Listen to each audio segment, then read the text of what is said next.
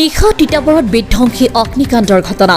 অগ্নিকাণ্ডত জীৱন্তে অগ্নিদগ্ধ হৈ মৃত্যু এজনৰ। মৃত লোকজনৰ নাম শংকু দাস বুলি জানিব পৰা গৈছে। ঘৰৰ আচবাব বচাবলৈ গৈ অগ্নিদগ্ধ হোৱাৰ সন্দেহ স্থানীয় ৰাইজৰ। তিতাবৰৰ মিলন নগৰত সংঘটিত হৈছে এই বিধ্বংসী অগ্নিকাণ্ডৰ ঘটনা। অগ্নিকাণ্ডৰ ফলত জুইত জাহ যায় সম্পূৰ্ণ বাসগৃহটো। ঘটনাস্থলীত তিতাবৰ অগ্নি নিৰ্বাপক বাহিনী উপস্থিত হৈ জুই নিৰ্বাপন কৰে যদিও অগ্নিকাণ্ডৰ সূত্ৰপাতৰ কাৰণ এই মুহূৰ্তলৈকে জানিব পৰা হোৱা নাই। অগ্নিকাণ্ডৰ কাৰণ এতিয়াও জানিব পৰা হোৱা নাই যদিও ৰন্ধন গেছৰ পৰাই অগ্নিকাণ্ড সংঘটিত হোৱাৰ সন্দেহ প্ৰকাশ কৰিছে প্ৰত্যক্ষদৰ্শীয়ে। অগ্নিকাণ্ডৰ সময়ত ঘৰত নাছিল অগ্নিকাণ্ডত মৃত্যু হোৱা ব্যক্তিজনৰ পত্নী আৰু কণমানি পুত্ৰ সন্তান।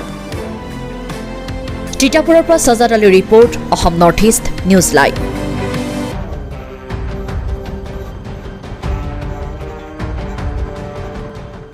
হয়, আচলতে আমি মানে ফায়াৰ ব্ৰিগেডৰ শব্দ নিয়ে আমিও আহিলোঁ।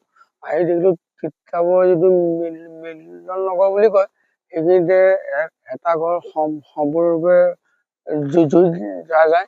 আৰু আপোনাৰ যিসকল আপোনাৰ ফায়াৰ ব্ৰিগেডৰ মানুহ আহিছে তেওঁলোকৰ পৰা আমি গম পাইছোঁ যে ঘৰৰ ভিতৰতে এটা মৃতদেহ উদ্ধাৰ হৈছে। অৱশেষত আমি গম পালোঁ যে ঘৰখনৰ যিজন মালিক তেওঁ এই জুইত সম্পূৰ্ণৰূপে ভস্মীভূত হৈছে। হয়, অগ্নিদগ্ধ হৈছে। তেখেতৰ নাম শংকু দাস বুলি কৈছে। অগ্নিকাণ্ড কেনেকৈ আমি ক'লো, তেখেতৰ যিটো পৰিয়াল, তেখেতৰ পৰিয়ালে কোৱা মতে কিবা গেছত কিবা এটা বনাই থকা অৱস্থাত তেখেতৰ ওচৰতে কিবা ঘৰখনত কিবা এটা আনিবলৈ গৈছিলে।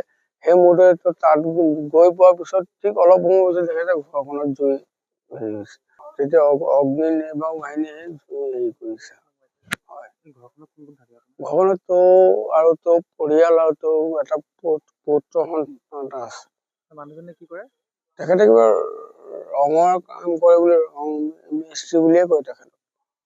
হয়, শংকু দাস বুলি কয়।